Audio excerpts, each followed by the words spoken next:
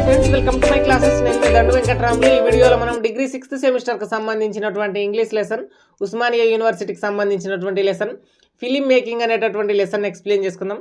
Actually Osmania యూనివర్సిటీకి మాత్రమే కాకుండా మిగతా కొన్ని యూనివర్సిటీల పరిధిలో కూడా ఈ లెసన్ అనేటటువంటిది ఉంది. దీనిని సత్యజిత్ రే గారు రచించడం జరిగింది. మీకు సమ్మరీ తెలుగు మరియు ఇంగ్లీష్ రెండు మీడియాలో చూపిస్తూ ఎక్స్ప్లెయిన్ చేస్తా. చాలా చిన్న lesson. Film making lesson title name చూడండి, మీకు ఏమర్థమైంది? చిత్రాన్ని నిర్మించడం లేదా సినిమా తీయడం అనేటటువంటి పాయింట్లో అర్థమైంది కదా. సో సత్యజిత్ రే గారు అనేటటువంటి వ్యక్తి, మీరు స్క్రీన్ మీద చూస్తున్నటువంటి పర్సన్ ఇండియన్ ఫిలిం మేకర్ అనమాట. ఫిలిం డైరెక్టర్, బెంగాలీకి సంబంధించినటువంటి వ్యక్తి.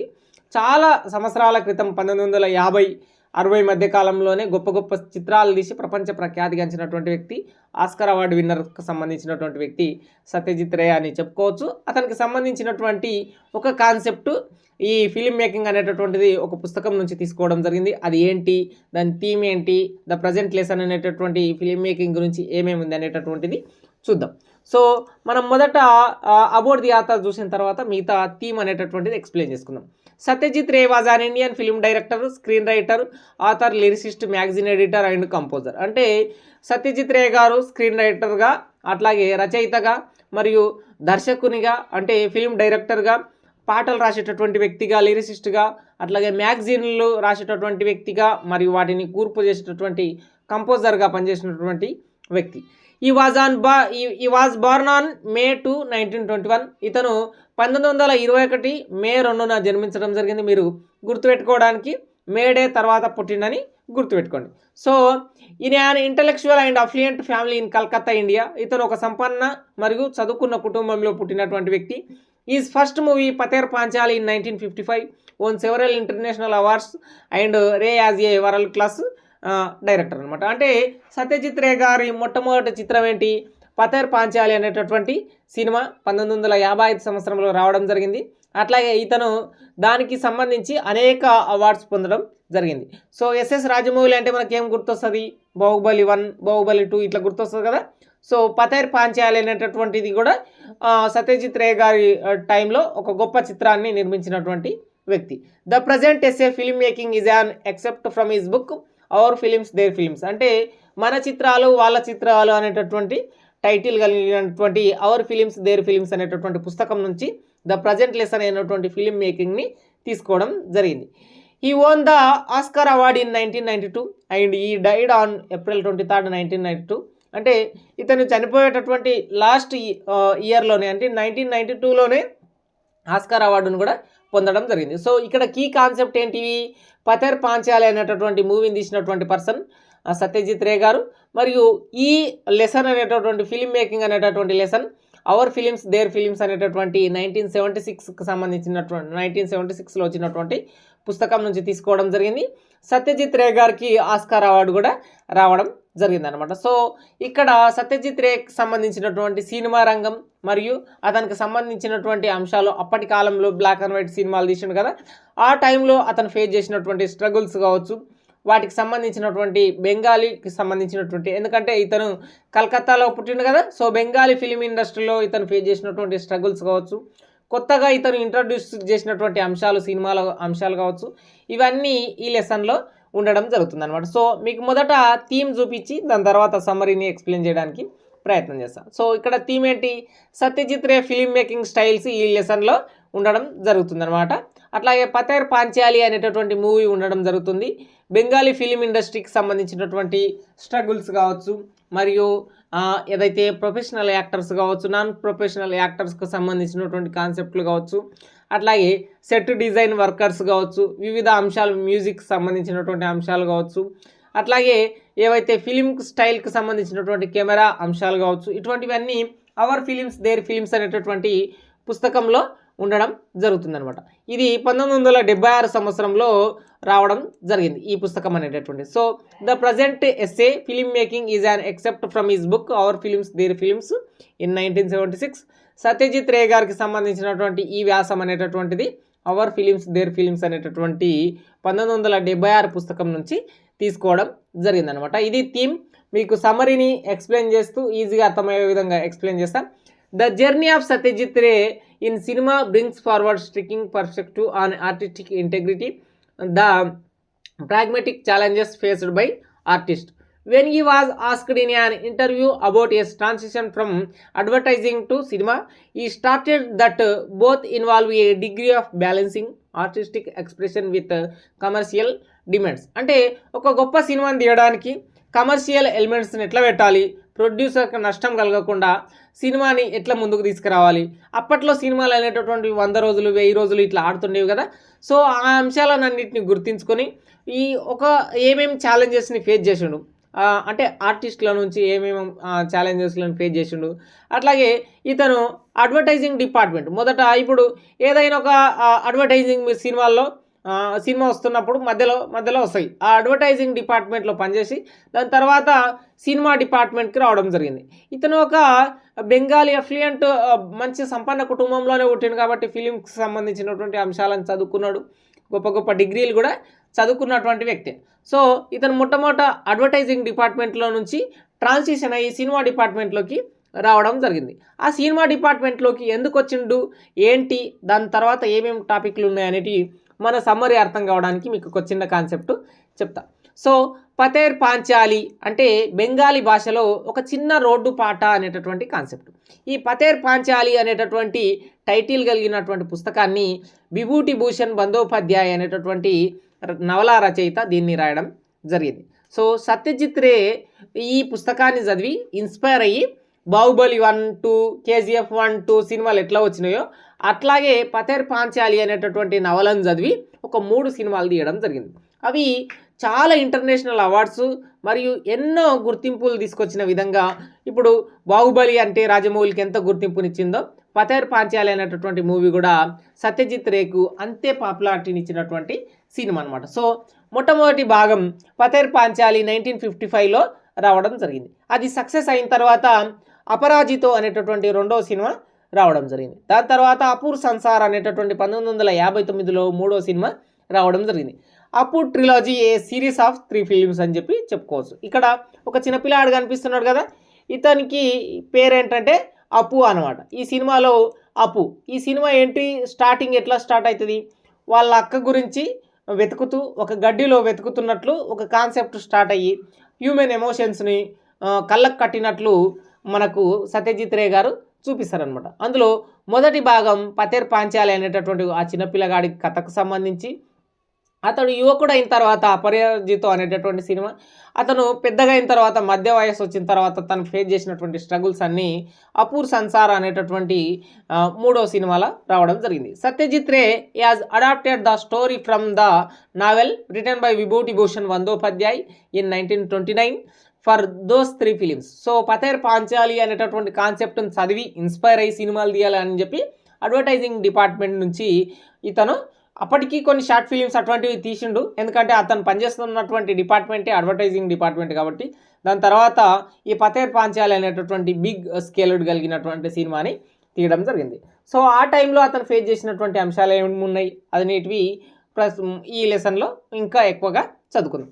మొదట కీవర్డ్ ఏంటంటే పతేర్ పాంచాలి అనేటటువంటి సినిమా గురించి. సో సత్యజిత్ రే చాలా ఎక్స్పీరియన్స్ ఉన్నాయి అడ్వర్టైజింగ్ డిపార్ట్మెంట్లో కాబట్టి అతను ప్రిపేర్ అయ్యిండు. పతేర్ పాంచాలి అనేటటువంటి సినిమాని నేను ఈజీగా తీయగలుగుతానని చెప్పి అనుకున్నాను అనమాట. సో ఆ విధంగా అతను ఫస్ట్ సీన్ షూట్ చేస్తున్నప్పుడు he thought him that capturing human emotions was the biggest challenge. అంటే అతను మనిషి యొక్క భావోద్వేగాలను, మనిషి ఏడుపును, నవ్వును, సంతోషాన్ని తీసుకోవాలి సినిమాలో అని చెప్పి అనుకుంటాడు అనమాట. He found film making to be a challenging task from the very first day of shooting Pather Panchali, capturing the first scene of Apu, a boy searching for his sister in a field of tall grass was particularly difficult for him. అంటే ఆ పిల్లగాడు, అప్పు అనేటటువంటి పిల్లగాడు ఒక గడ్డిలో వాళ్ళ అక్క గురించి వెతుకుతూ ఒక పెద్ద గడ్డిలో ఆ చిన్న పిల్లగాడు వెతుకుతూ ప్రయాణం చేస్తూ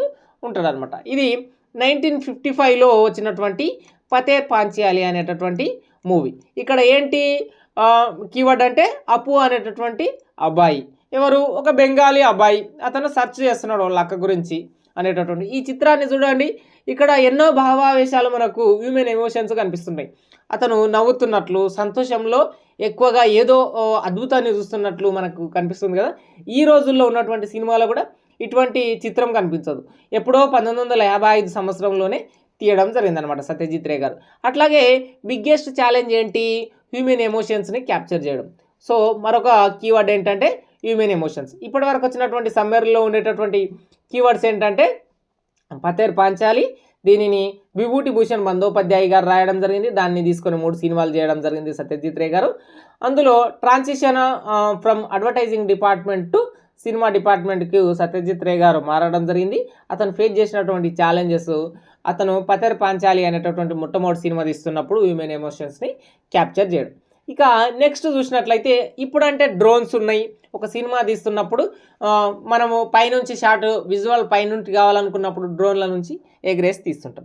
కానీ అప్పటి కాలంలో లేవు కదా, కెమెరాలను అన్నింటినీ తాడుకి కట్టి, అంటే ఒక క్రేన్ తీసుకొని క్రేన్కి చివరి భాగంలో తాళ్లతో కట్టి దాన్ని పైనుంచి షాట్స్ అనేటటువంటి తీసేవాళ్ళు అనమాట. సో ఆ విధంగా ఒకసారి ఏం జరిగిందంటే, ఒక సినిమా తీస్తున్నప్పుడు క్రేన్ యాక్సిడెంట్ అనేటటువంటిది జరిగింది. అందులో ఒక పర్సన్ అంటే చనిపోయిండు, ఇంకొక పర్సన్ డిసేబుల్ పర్సన్గా వికలాంగత్వం ఏర్పడే విధంగా గాయపడడం జరిగిందనమాట. So at Ray learned to adapt using inventive set design to upset locations limitations and combining professional actors with non professional to achieve emotional authenticity. అంటే ఇతను ఒక సాధారణమైనటువంటి సెట్లని నిర్మించి వాటిలో సినిమాలు తీయొచ్చు అని చెప్పినటువంటి భావజాలం తీసుకురావడం జరిగింది. దాన్ని సినిమా ఇండస్ట్రీలోకి ఇంట్రడ్యూస్ చేయడం జరిగింది. అంటే ఇప్పుడు బాహుబలి సెట్ వేసి దాంట్లో మాహిష్మతి కోట ఎట్లా చూపించాలనో ఇక్కడ హ్యూమన్ ఎమోషన్స్ని మనకున్నటువంటి పరిధిలో లిమిట్స్లో మనం ఏం చేయాలనుకున్నాడు అతనంటే ఒక డిజైన్ సెట్ డిజైన్లను వేయాలి, భవనం అంటే భవనం డిజైన్ వేయాలి అని చెప్పి అనుకున్నాడు. Ray believed in flexibility in film making. అంటే ఒక డైరెక్టర్ ఏం తీయాలనుకుంటున్నాడో అతనికి సర్వ హక్కులు ఉండాలి అని చెప్పి నమ్మేటటువంటి వ్యక్తి. He prepared real location. అంటే చాలా మటుకు ఇతను సహజమైనటువంటి ప్రకృతిలోనే సినిమాలు తీసేటటువంటి అభిలాష కలిగినటువంటి వ్యక్తి. Ray struggled with limited sources in Bengali film industry well making the music room. అంటే అతను మ్యూజిక్ రూమ్ అనేటటువంటి సినిమా తీస్తున్నప్పుడు బెంగాలీ ఫిల్మ్ ఇండస్ట్రీలో ఉన్నటువంటి లిమిటెడ్ సోర్సెస్ వల్ల ఇబ్బంది పొందడం జరిగింది. ఎందుకంటే ఇతను ఎక్కడ పుట్టిండు? కలకత్తాలో పుట్టిండు. సో అక్కడ ఉన్నటువంటి రాష్ట్రం ఏంటి? వెస్ట్ బెంగాల్కి మనం బెంగాలీ ఫిలిం ఇండస్ట్రీ అంటాం. ఇప్పటికి కూడా బెంగాల్ ఫిలిం ఇండస్ట్రీ 2025 సంవత్సరంలో కూడా ఒక గొప్పగా ఏం లేదు. టాలీవుడ్, బాలీవుడ్ ఈ విధంగానే మనం మాట్లాడుతుంటాం. ఎప్పుడైనా బెంగాలీ ఫిలిం ఇండస్ట్రీ గురించి మాట్లాడలేము. సో ఆ టైంలోనే ఎప్పుడు 1955 సమయంలోనే ఇతను ఆ లిమిటెడ్ సోర్సెస్తో గొప్ప సినిమా పతేర్ పాంచాల్ తీసి గొప్ప సినిమాలు తీసిన తర్వాత ఇతను ఒక ఆస్కార్ అవార్డు లెవెల్ ఎదిగిందంటే ఎంత గొప్ప వ్యక్తి అని చెప్పి మీరు ఈ అంశాలన్నింటినీ గుర్తుంచుకోవాలి. సో ఇక్కడ క్రేన్ యాక్సిడెంట్ అనేటటువంటిది ఒకటి, మరియు ప్రొఫెషనల్ యాక్టర్స్ని నాన్ ప్రొఫెషనల్ యాక్టర్స్ని యూజ్ చేస్తున్నప్పుడు ఫ్లెక్సిబిలిటీ కావాలి అని చెప్పి కోరుకున్నటువంటి వ్యక్తి, మరియు చాలా మటుకు రియల్ లొకేషన్స్లో తీయాలనుకున్నాడు. అట్లాగే కొన్ని ప్రత్యేకమైన వాటికి సెట్ డిజైన్స్ వేయాలని చెప్పి అనుకున్నాడు అనమాట. సో కొన్ని స్ట్రగుల్స్ అనేటటువంటి బెంగాలీ ఫిలిం ఇండస్ట్రీ నుంచి ఎదుర్కొన్నాడు. మ్యూజిక్ రూమ్ అనేటటువంటి చిత్రం తీస్తున్నప్పుడు ఇతనికి సమస్యలు అనేటటువంటివి ఎదురైనాయి అనమాట. సో నెక్స్ట్ చూసుకున్నట్లయితే he warned against the making of films in unfamiliar languages. అంటే మనది కాని భాషలో మనం సినిమాలను డబ్ చేయొద్దని అనుకున్నాడు. ఇప్పుడు అంటే ఏఐ టెక్నాలజీ ఉండడంతో ఏదైతే లిప్ రీడింగ్ ఉంటుందో, అంటే పెదాల యొక్క కదలిక ఉంటుందో దానికి సంబంధించి మనం పర్టికులర్గా చెప్పగలుగుతున్నాం. కానీ అప్పట్లో అట్లా లేదు. సో మనిషి బొమ్మలు ఒకలాగా కదిలితే భాష అనేటటువంటిది ఒకలాగా వస్తుంది. సో అప్పుడు ఆయన 1992 వరకే చనిపోయింది కదా. సో అప్పుడున్నటువంటి ఆ మైండ్ సెట్తో తను ఏమనుకుంటున్నాడంటే మనం వేరే భాషలో సినిమాలు తీయొద్దు అగెనెస్ట్గా ఉన్నాడు అనమాట. సో ఫిలిం మేకింగ్లో ఎవరిని అడ్మైర్గా అంటే గొప్పగా తీసుకున్నాడు ఇతను అంటే ఒక ఇద్దరు పర్సన్లు ఉన్నారు. ఆంటోనియన్ మరియు ఫెలిని అనేటటువంటి ఇద్దరు పర్సన్ ఉన్నారు. Over time he understood that true influence come from personal experience. అంటే మనిషికి అనుభవాలు అనేటటువంటి వ్యక్తుల నుంచి రావు, మనం చేస్తున్నటువంటి పనుల నుంచి పర్సనల్ ఎక్స్పీరియన్స్ నుంచి వస్తాయి అని చెప్పి అనుకున్నాడు. ఎందుకంటే పర్సనల్ ఎక్స్పీరియన్స్ చూడండి, ఇప్పటికీ క్రేన్ యాక్సిడెంట్ నుంచి కొంత నేర్చుకొని సెట్ డిజైన్స్ చేయాలని చెప్పి అనుకున్నాడు. అట్లాగే మ్యూజిక్ రూమ్ అనేటటువంటి సినిమా తీస్తున్నప్పుడు బెంగాల్ ఫిలిం ఇండస్ట్రీ నుంచి స్ట్రగుల్స్ ఫేస్ చేసిండు. ఇవన్నీ గొప్ప వ్యక్తుల గురించి పుస్తకాలు చదువుతుంటే వాళ్ళ స్ట్రగుల్స్ అర్థమైతే అర్థం కావు, పర్సనల్ ఎక్స్పీరియన్స్ నుంచి మాత్రమే అర్థమవుతాయి. అట్లాగే ఒక సినిమా హిట్ కావాలి, బ్లాక్ బస్టర్ కావాలి, కమర్షియల్ ఎలిమెంట్స్ అన్నీ పెట్టినప్పటికీ ప్రజల్లో ఎక్కువ రోజులు ఆడాలి ఆ సినిమా అంటే ఆ సినిమా యొక్క కథ బలంగా ఉండాలి అని చెప్పి, ఆ కాంటెక్స్ట్ అనేటటువంటిది బలంగా ఉండాలని చెప్పి, హ్యూమన్ ఎమోషన్స్ ఉండాలని చెప్పినటువంటి వ్యక్తి సత్యజిత్ రే గారు. ఇది సత్యజిత్ రే గారికి సంబంధించినటువంటి ఫిలిం మేకింగ్ అనేటటువంటి లెసన్. మీరు స్క్రీన్ మీద తెలుగు మీడియం వాళ్ళు అయినా సరే స్క్రీన్ షాట్లు తీసుకోండి రచయిత గురించి, అట్లాగే సమ్మరీ సారాంశాల గురించి. సో ఇప్పుడు మొత్తం కాన్సెప్ట్ చూస్తే ఫిలిం మేకింగ్ అనేటటువంటి వ్యాసాన్ని సత్యజిత్ రే గారు రాయడం జరిగింది. అతను రాసినటువంటి అవర్ ఫిలిమ్స్ దేర్ ఫిలిమ్స్ అనేటటువంటి పుస్తకం నుంచి దీన్ని తీసుకోవడం జరిగింది. సత్యజిత్ రే ఫిలిం మేకింగ్ స్టైల్ కావచ్చు, పతేర్ పాంచాలి మూవీ గురించి, బెంగాలీ ఫిలిం ఇండస్ట్రీ గురించి ఈ వ్యాసంలో ఉండడం జరుగుతుంది. ఇతనికి సంబంధించినటువంటి అబౌట్ ది ఆథర్ చూస్తే ఇండియన్ ఫిలిం డైరెక్టర్ మరియు composer, lyricist, author, screen writer అని చెప్పుకోవచ్చు. పతేర్ పాంచాలి అనేటటువంటి 1955 సంవత్సరంలో ఇతను ఇన్స్పైర్ అయ్యి సినిమా తీయడం జరిగింది. 1992 సంవత్సరంలో ఆస్కార్ అవార్డు రావడం జరిగింది. పతేర్ పాంచాలి అనేటటువంటి సినిమా కాన్సెప్ట్ ఎక్కడదంటే విభూతి భూషణ్ బందోపాధ్యాయ అనేటటువంటి వ్యక్తి రాసినటువంటి నవెల్ నుంచి దీన్ని తీసుకొని 3 సిరీసులుగా పతేర్ పాంచాలి, అపరాజితో, అపూర్ సంసార్గా తీయడం జరిగింది. అపు అనేటటువంటి చిన్నపిల్లగాడి జర్నీ గురించి ఈ మూడు సినిమాలు అనేటటువంటి ఉండడం జరుగుతుంది. సో సమరీకి సంబంధించి సత్యజిత్ రే జర్నీకి సంబంధించి ఒక ఇంటర్వ్యూ పాయింట్స్ ఆఫ్ వ్యూలో ఒక 2-3 క్వశ్చన్లు అడిగినట్లు ఈ వ్యాసం అనేటటువంటిది ఉంటుంది. అతను అడ్వర్టైజింగ్ డిపార్ట్మెంట్ నుంచి సినిమా డిపార్ట్మెంట్కు రావడం ఒక కాన్సెప్ట్, మరియు పతేర్ పాంచాలి ఫస్ట్ డే షూటింగ్లో హ్యూమన్ ఎమోషన్స్ని తీసుకోవడం, మరియు క్రేన్ యాక్సిడెంట్కి సంబంధించినటువంటి అంశాలు ఇంకొక కొంత కాన్సెప్ట్. అట్లాగే ప్రొఫెషనల్ యాక్టర్స్ని, నాన్ ప్రొఫెషనల్ యాక్టర్స్ని డీల్ చేస్తున్నప్పుడు డైరెక్టర్కి ఫ్లెక్సిబిలిటీ ఉండాలని నమ్మిండు. అట్లాగే సెట్ డిజైన్స్ గురించి ఇంట్రొడ్యూస్ చేసిండు సినిమా రంగంలో. అట్లాగే రియల్ లొకేషన్స్కి ప్రిఫరెన్స్ ఇచ్చిండు. బెంగాలీ ఫిలిం ఇండస్ట్రీ నుంచి మ్యూజిక్ రూమ్ అటువంటి సినిమాలు తీస్తున్నప్పుడు ఛాలెంజెస్లని ఫేస్ చేసిండు.